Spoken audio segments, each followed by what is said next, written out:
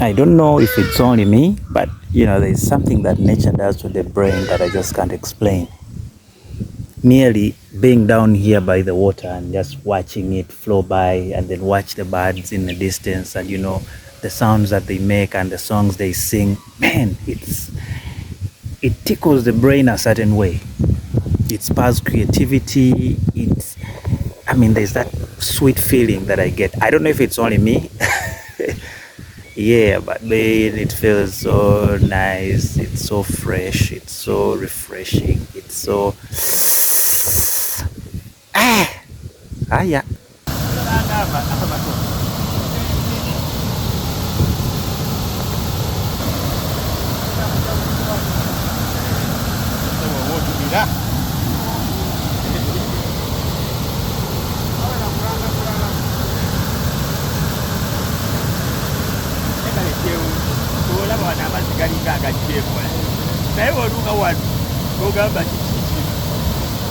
Anti kati gana mayinja gaitenge jegagazanyisaamu gwegalaba